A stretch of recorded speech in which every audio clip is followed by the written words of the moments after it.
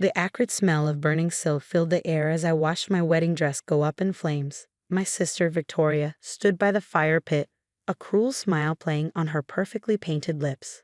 "You don't deserve this dress," she said, watching the delicate lace blacken and curl. "You don't deserve any of this, Emily."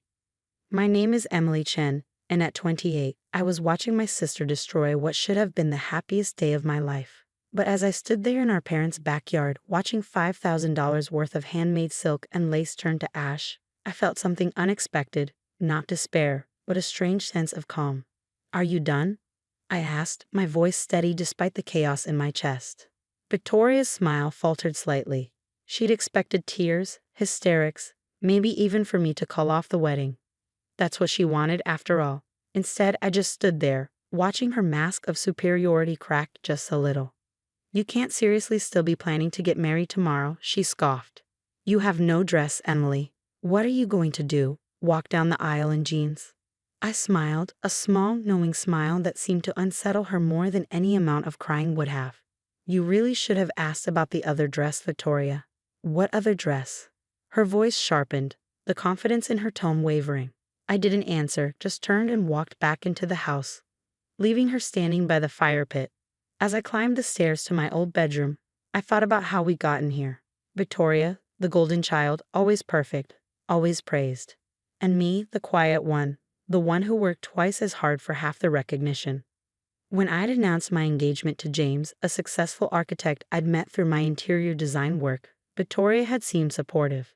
Too supportive. I should have known something was wrong when she insisted on keeping my wedding dress at her house for safekeeping. What she didn't know was that I'd learned from a lifetime of her sabotage. I'd ordered 2 dresses. The first, the one now burning in the backyard, was beautiful but obvious, exactly the kind of dress Victoria would expect me to choose. The second, hidden safely at my best friend Lisa's house, was something else entirely. My phone buzzed with a text from James. "Everything okay? You've been gone a while." I typed back quickly. "Perfect." Victoria took the bait. "Everything's going according to plan." Another buzz. "You're incredible. Can't wait for tomorrow." I smiled, thinking about what was coming. Victoria had always underestimated me, treated me like I was naive, incapable of standing up for myself. But tomorrow would change everything. Opening my laptop, I pulled up the security camera footage I'd secretly installed by the fire pit. Victoria was still there, watching the last bits of silk turn to ash, her satisfaction clearly visible in the infrared light. I saved the video file carefully, evidence of what she'd done, though that wasn't even the worst of it. My phone buzzed again, this time with a message from my private investigator. "Documents received. Everything you suspected about the foundation money is true. Moving forward?" "Yes," I replied. Time to show my sister what unworthy looks like. Victoria had no idea that while she was busy plotting to ruin my wedding, I'd been quietly investigating the charitable foundation she ran. 3 years of misappropriated funds, fake donations, and personal expenses disguised as charitable works. Tomorrow, she wouldn't just be watching me walk down the aisle in a dress she didn't know existed. She'd be walking into a trap of her own making. A soft knock at my door interrupted my thoughts. "Emily?" It was our mother, her voice tentative. "Victoria said there was an accident with your dress." I opened the door to find her standing there, worried lines creasing her forehead. Behind her, Victoria lingered in the hallway, no doubt waiting to witness my breakdown. "It's fine, Mom," I said calmly. "Everything's going exactly as planned." Victoria's eyes narrowed. She knew me well enough to know when I was hiding something, but for once, she couldn't figure out what it was. "But your dress?" our mother pressed. "The wedding's tomorrow." I hugged her gently. "Trust me, Mom. Tomorrow is going to be perfect." As I pulled away, I caught Victoria's reflection in the hallway mirror. For the first time in years, I saw something in her eyes I'd never seen before. Fear. She knew she'd miscalculated, but she had no idea how badly. I closed my bedroom door, leaving them both in the hallway. Sitting down at my old desk, I opened one last email, confirming tomorrow's arrangements. Everything was in place. The dress, the evidence, the officials who would be attending the wedding, and my special request. Victoria thought she was teaching me a lesson about being unworthy. Tomorrow, she'd learn one about underestimating the quiet one, the one who watched and waited and planned. Tomorrow, I wasn't just getting married. I was getting even. The morning of my wedding dawned bright and clear. I stood in Lisa's guest room, where I'd secretly spent the night, looking at myself in the mirror.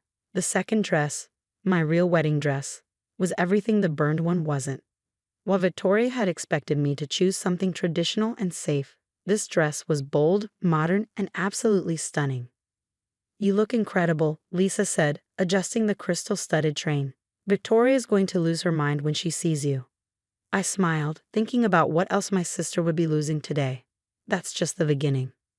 My phone buzzed with a message from Detective Sarah Martinez. "In position. Guests arriving now." Perfect. At the church, I could hear the murmur of arriving guests through the heavy wooden doors of the bridal suite. My mother burst in, her face flushed with panic. "Emily, where have you been? Victoria said you disappeared last night, and after the dress. We've been worried sick." Behind her, Victoria swept in wearing her maid of honor dress, her expression a careful mask of concern. But I caught the slight tremor in her hands, the uncertainty in her eyes. "The dress," she said, her voice sickly sweet. "Emily, I'm so sorry about the accident. Maybe we should postpone." "No need," I replied calmly, opening the garment bag that held my real dress. "I've got everything under control." The color drained from Victoria's face as I pulled out the stunning gown. Mom gasped, her hands flying to her mouth. But how?" Victoria stammered. "I've learned from experience," I said, meeting her eyes in the mirror. "Always have a backup plan when dealing with accidents." Victoria's face hardened. "What are you implying?" Before I could answer, there was a knock at the door. Lisa opened it to reveal Detective Martinez, dressed elegantly to blend in with the wedding guests. "Ms. Palmer," she said, addressing Victoria, "could I have a moment of your time? It's about the foundation." Victoria's perfectly maintained composure cracked. "The foundation? I don't. This isn't the time." "Actually," I cut in, smoothing my dress, "this is exactly the time." "Did you really think I wouldn't find out about the missing money, Victoria? The fake donations? The private jet trips disguised as charity work?" Our mother looked between us, confusion turning to horror on her face. "Victoria, what is she talking about?" Victoria's mask finally shattered completely. "You," she snarled, turning to me. "You did this? You've been investigating me?"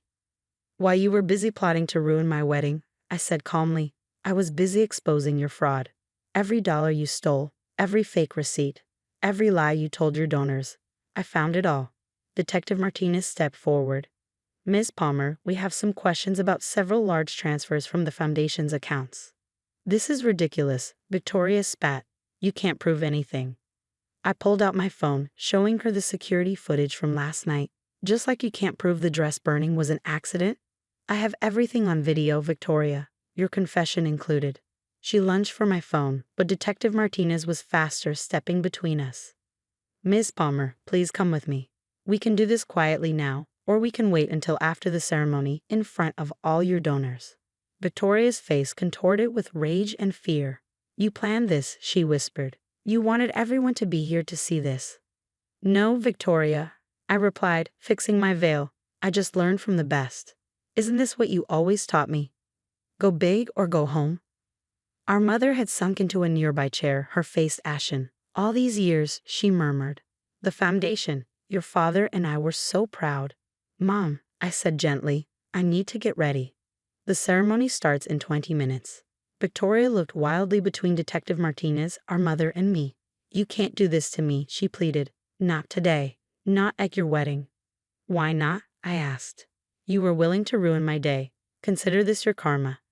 As Detective Martinez led Victoria away, I turned back to the mirror, adjusting my veil one last time. Lisa squeezed my shoulder supportively. "Ready?" she asked. I nodded, feeling lighter than I had in years. More than ready. Through the window, I watched as Victoria was discreetly escorted to a waiting car, her perfect world crumbling around her. She'd spent years making me feel unworthy, but in the end, she'd been the one living a lie. The wedding coordinator poked her head in. 5 minutes, Emily." I took one last look in the mirror, smoothing the dress that Victoria never knew existed. In a few minutes, I would walk down the aisle to marry the man I loved, while my sister faced the consequences of her actions.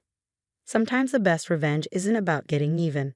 It's about rising above and showing them exactly what unworthy can achieve. The wedding ceremony was perfect, though not in the way Victoria had expected. As I walked down the aisle, I could feel the collective gasp of the guests. The dress I'd chosen, a sleek, modern design with intricate beading that caught the light with every step, was nothing like the traditional gown Victoria had burned. James's face lit up when he saw me, and in that moment, all thoughts of Victoria faded. This was our day, and no amount of sabotage could ruin it. But the real drama unfolded at the reception. I was sharing my first dance with James when my phone buzzed with a message from Detective Martinez. Story breaking on local news. Foundation fraud exposed. Right on cue, I noticed several of Victoria's high society friends checking their phones, their faces shifting from confusion to shock. The whispers started spreading through the ballroom like wildfire. $3 million missing. Palmer Foundation under investigation. Victoria Palmer arrested. My mother approached me as the dance ended, her eyes red but her head held high. I spoke with your father, she said quietly. He's at the police station with Victoria. She confessed to everything. I nodded, squeezing her hand. I'm sorry you had to find out this way, Mom. No, she said firmly. I'm sorry. Sorry we didn't see what was happening. Sorry we didn't see you. The truth was coming out faster than even I had anticipated. Victoria's carefully constructed facade was crumbling in real time, and the guest list I curated, full of foundation donors, board members, and local media, ensured maximum exposure. Lisa appeared at my elbow with a tablet. You might want to see this. On the screen was a breaking news article. Palmer Foundation scandal. Director arrested at sister's wedding. The photo showed Victoria being escorted to a police car, still in her maid of honor dress. Miss Palmer, a voice called. I turned to find Mr. Richardson, one of the foundation's biggest donors, approaching. I must say, this is quite the unexpected turn of events. Mr. Richardson, I greeted him calmly. I hope you understand why I chose to handle it this way. He nodded gravely. For years I've donated to that foundation, believing in Victoria's vision.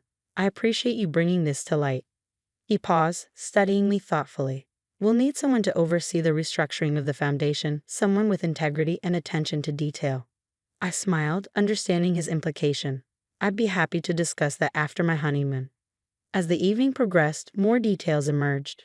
Victoria's scheme had been elaborate but ultimately sloppy. She'd gotten careless, confident that no one, especially not her unworthy sister, would ever catch on.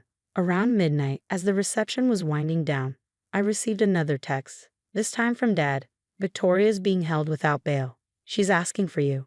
I showed the message to James, who wrapped his arm around my waist. It's your call, love. After a moment's consideration, I replied to Dad, tell her I'll visit when we return from our honeymoon. She has 2 weeks to think about what unworthy really means. Later that night, in our hotel suite, James and I finally had a moment alone. You know, he said, loosening his tie, when you told me about your plan to expose Victoria at our wedding, I thought you were crazy. I laughed, kicking off my heels. Crazy like a fox. The dress thing was brilliant, though, he admitted. You knew she wouldn't be able to resist ruining it. Victoria's always been predictable in her cruelty, I said. She never understood that her worst actions brought out my best planning. The next morning, before leaving for our honeymoon, I visited my old bedroom one last time. In the back of the closet, I found a box of childhood memories, report cards, awards, achievements that had always been overshadowed by Victoria's louder, more celebrated accomplishments. Ready to go, James called from downstairs. I closed the box, leaving it behind. I didn't need those reminders anymore. The media coverage of Victoria's arrest and the foundation scandal continued for weeks, but I was too busy enjoying my honeymoon in Bali to pay much attention. Sometimes Lisa would send me updates, Victoria's bail denial, the growing list of charges, the former employees coming forward with more evidence of her fraud. But the sweetest moment came in a letter I received from Victoria, forwarded to my resort. You planned this perfectly, didn't you? Made me think I was ruining your wedding when really, I was walking right into your trap. I underestimated you, Emily. I always did. I folded the letter and watched the sunset from our private villa. Victoria had spent years making me feel unworthy, but in the end, she'd been the architect of her own downfall. Sometimes the best revenge isn't just about getting even. It's about showing them exactly who you've become while they were busy underestimating you. And as for that burned wedding dress, its ashes were proof that sometimes you have to let something be destroyed to build something better from the ruins.